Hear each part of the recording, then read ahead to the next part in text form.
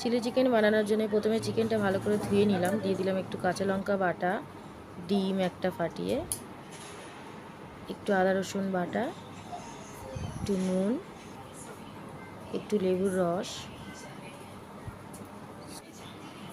দিয়ে দিলাম লেবুর রস, ভালো করে লেবুটা করে দিয়ে দিলাম।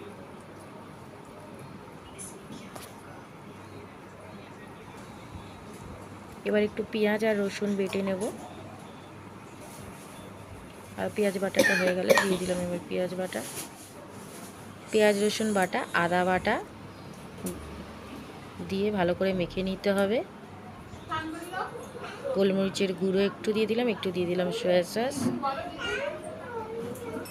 ভালো করে মেখে অ্যারারুট দিয়ে ভালো করে মাখিয়ে নিতে হবে। মেখে রেখে দেবো কিছুক্ষণের জন্যে, আধ ঘন্টা ম্যারিনেশনে থাকবে। চলুন এবার ভেজে নিই। আধ ঘন্টা হয়ে গেছে, তেল গরম হয়ে গেছে খুব ভালো মতো। দিয়ে দিলাম চিকেনের পিসগুলো এক এক করে।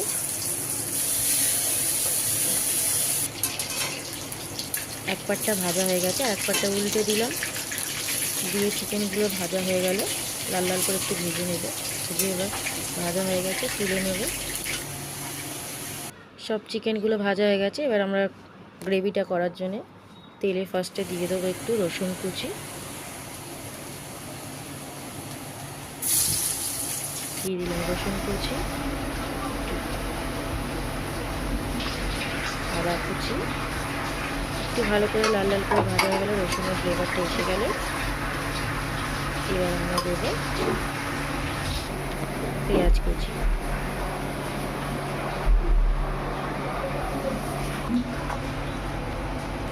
পেঁয়াজটা দিয়ে দেওয়ার পরে এবার দেবো একটু লঙ্কা কুচি,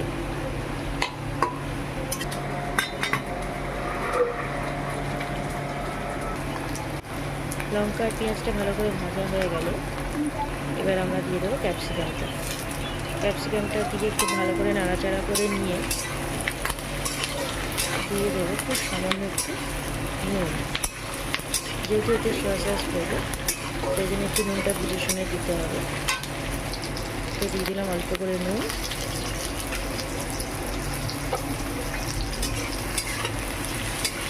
নুনটা দিয়ে একটু ভালো করে নাড়াচাড়া করে ভাজা ভাজা হয়ে গেছে। এবার দিয়ে দেবো চিকেন, যেগুলো আগে থেকে ভেজে রেখেছি। চিকেনটা দিয়ে খুব ভালো করে নেড়ে চেড়ে মশলাগুলোর সাথে একটু দিয়ে দিলাম সয়া সস, আর একটু 2 চামচ মতন সয়া সস, একটু দিয়ে দেবো ভিনিগার,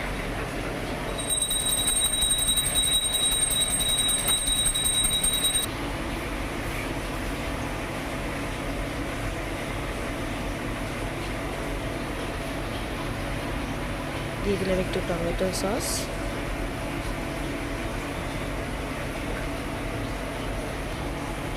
দিয়ে ভালো করে নেড়ে চেড়ে চলুন আমাদের রেডি। এবার